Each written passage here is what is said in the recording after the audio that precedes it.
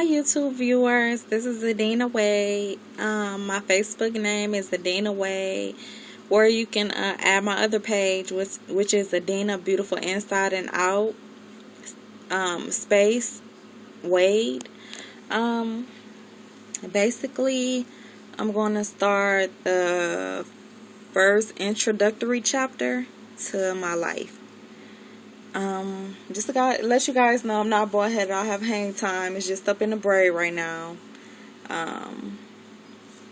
So yeah, I'm not bald-headed. It's all natural.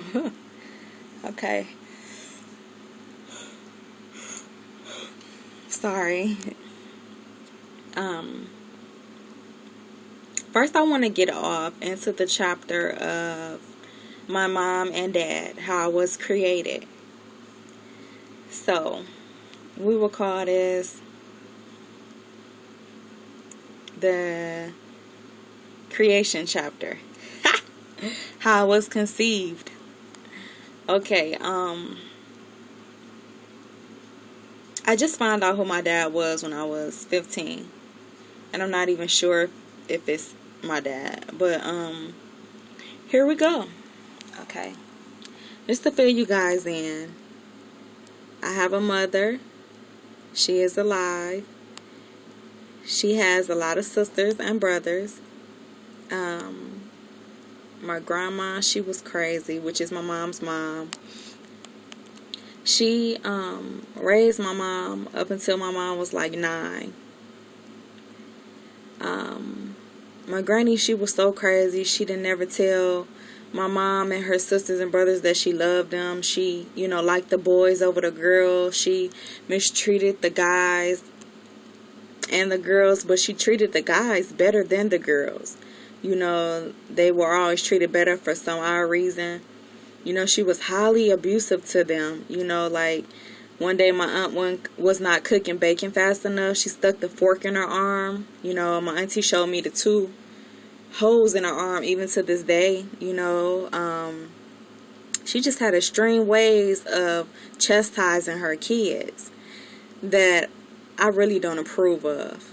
And keep in mind that it messed their heads up in the long run when they got older, because one of my mom's sisters, her mom, which is my granny, said, don't go up under the ironing board, because if the iron fall on you, you're going to be hit. So one day my auntie did it, and when she did it, my granny chastised her. And back in the day, you had the fire in a wall, and you put the iron into the wall with the fire to let it heat up, and then you press your clothes.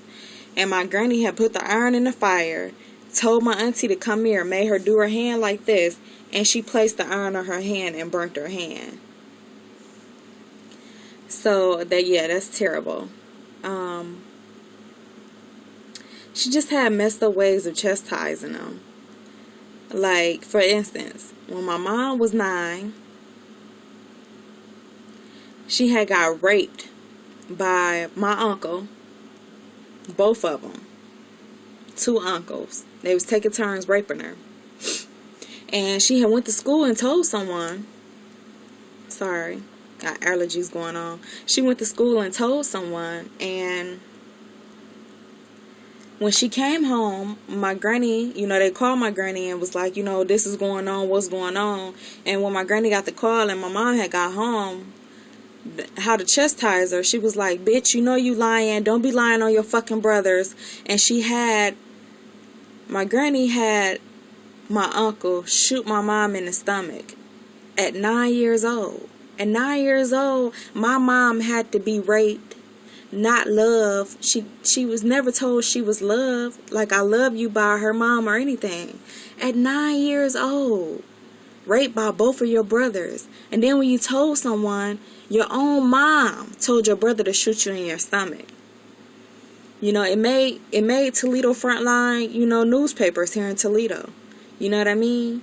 It made the Toledo newspaper back in their day. And the story from what my mom told me, when she had came into my life a little later, she told me the whole story, and she said that, she had ran away from home and she had been in the streets ever since she was 9 years old.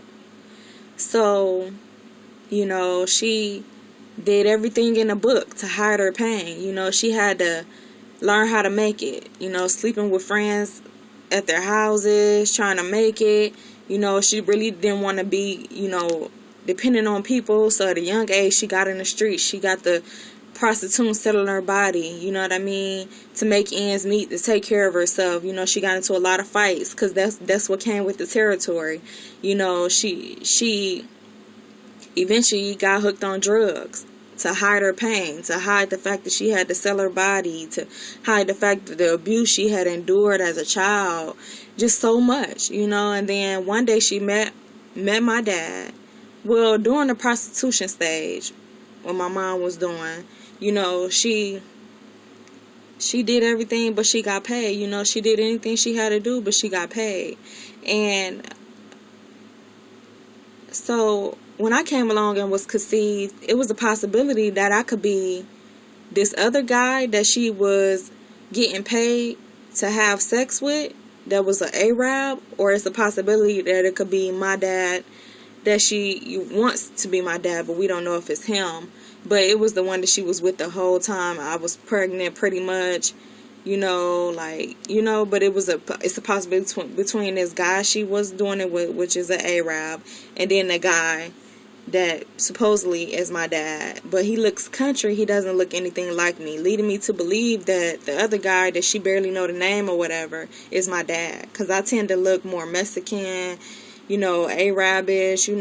She just said he was a foreigner, so I'm taking it as he was an Arab or a Mexican, but yeah, like when I press my hair out, I look more Mexican, so I don't even know, but so, long story short, she ended up meeting this Caucasian man, and she ended up really liking him. It was weird because he was gay at the time, but he liked it both sexes. So I guess she started talking to him and then ended up pregnant with me. But like I said, before she had met him, she was still, prostituting. So it was a chance. It was between that guy, her last encounter, and then, the guy she was with, which would supposedly be my dad. So,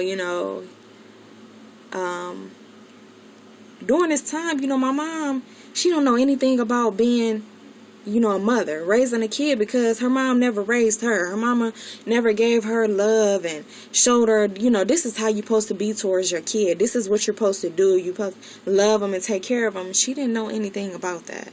You know what I mean? So, of course, she's a young female, but my mom had me at 19. But still, she didn't even know how to cook. All she knew was the streets and how to survive and be rough and beat up bitches and niggas, and so, and then from what she told me, the guy that she was with that supposedly be my dad was like abusing her and stuff and beating on her and calling her niggas and stuff. So it's just like, I don't know. I don't think she was ready to have me. And, she showed it. She just wasn't ready, being that young and never been showed love. Sometimes it could just, you used to one life, you used to being in the streets, this is all and then you have this and you're on drugs. You don't really know what to do. You confused, you know what I mean? So I'm not making an excuse for her, but I'm letting the viewer see that it's not easy. Being so mentally messed up, it's you make bad decisions. So when she had me, I thought I was born in Atlanta, but when I first got my birth certificate, when I got a little older, it showed that I was born here in Toledo, Ohio. But, when she had me, she gave me up. She had, first she kept me for a little bit. She raised me from house to house. She took me to house, house as a small baby. Then, I think life just got hard for her. Some of my aunties kind of looked after me a little bit. And then, she ended up giving me up. She ended up giving me up to foster care. I was with foster care for some years. You know what I mean? And then she took me to Virginia. Well, she didn't take me. Somebody wanted me in Virginia, a family member. We had went up there. They had shipped me up there, the foster people, because they were trying to place me with somebody that was a relative, per se. And I guess they may like weren't treating me right, so I ended up going back in foster care. And then going to Atlanta. That's when I was like, shipped to Atlanta. They was trying to like place me with another relative, and I stayed with one of my aunties. I call this the devil advocate auntie. I stayed with her from ages 2 to 3. And she was like big on looks. She wanted me to be like this Barbie baby, and that's all she really cared about. She wanted us to dress alike and just kind of like dress me up like I was like a little bear, a little baby doll, and that was it. As far as how she treated me was very bad. I'm gonna admit I had my own room. I had a nice big bed, pillows, lots of stuffed animals, but it's just the things that she did to me. It was like horrific. Like, she didn't like me, so she was always pinching me, and just every little thing I do, that I would get a whooping. And how she would whoop me is she would make me hold both of my hands like this, and she would take a paddle, like a little paint store paddle, and just whack my hands. I would get whooping so much that I was accustomed. Every time she called my name, I would go in the room. Literally, I would go in the room and just take both my hands and do like this to get ready for a whooping. My hands had got so used to being like this, I would just walk around with my hands like this. So I felt like I was like being deformed, that I was just walk around with my hands like this. That's how many times I got whoopings. I got whoopings so much. She would tell me things like, "You're not good enough to use my bathroom. You little bitch, you little white bitch. I wish your mom never had you." And just all kind of stuff, like terrible things she would say. She wouldn't feed me regular food. She would only give me cold hot dogs and like pieces of bologna. That's all I ate, like every day. Every single day, that's all I would eat. And it was that type of bologna that had the red string on it. You had to pull the red string off. You know what I mean? I know you guys remember that bologna. And she would just be like, "You're not good enough to use my bathroom." So instead of me being able to go and use her bathroom, she would just like put me in a room with a bucket. I'm not talking about a potty trainer or nothing like that, like a little commode that you give the kids. Like, it was a real bucket, and I would have to eat, sleep, and shit in the same room. And I would have to smell that shit. I think sometimes she would purposely keep the thing in there without implementing it just to like mess with me. I would have to be staying in my room all day. I couldn't come out and play or nothing, and I was the only child. So I was like alone, and I felt weird. Like nobody loved me. She never would hug me. I felt so just not loved. You know what I mean? And sometimes I wonder how people can do that to people.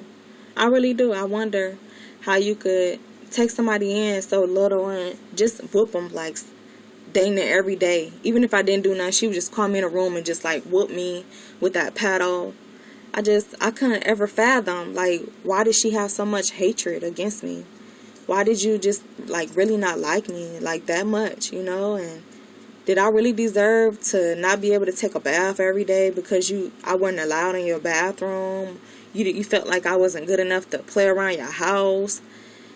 I don't know. I don't know if in a weird way she just didn't want me to like mess up the bathroom or like be a kid and roam through her house. It's just the way she would word it. It sounds horrible. Like, and then having to sleep and smell that foul. If I had a bowel movement, I would have to smell that smell for weeks and days. She wouldn't take it away. I would go in there and be like, auntie, it's stinky in my room. She would never like just take it out of my room.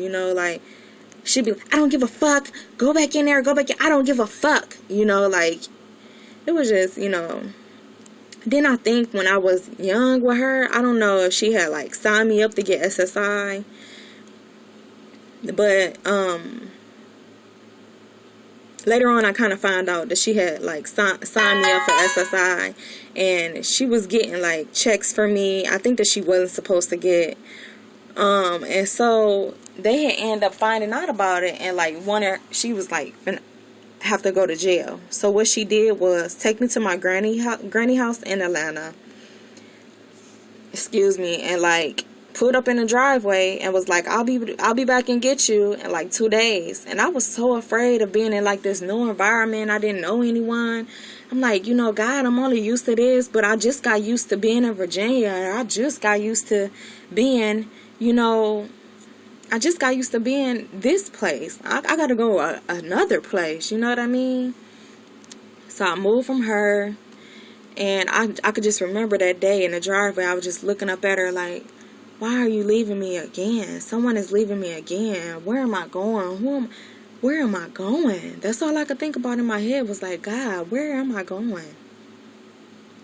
Why are you leaving me? Can you please stay with me? Come back. I just would cry and cry and cry. Just please come back. Why are you leaving me? What did I do? So many questions going through my mind at such a young age, I was pretty advanced to be like 2 to 3 or 2.5 or 3. I understood, I couldn't really talk, but my mental, I knew a little bit, you know what I mean? I just remember I know I was crying really, really bad. And the parts that I don't remember, my cousins that was living with my grandma and granddaddy that she dropped me off to, they helped refresh my memory when I got older. So, and boy, did I know this will be the hell house that I will ever not wish that she had ever dropped me off to. If she only knew. If they only know, I'm telling you. I really am. Chapter 1. To be continued.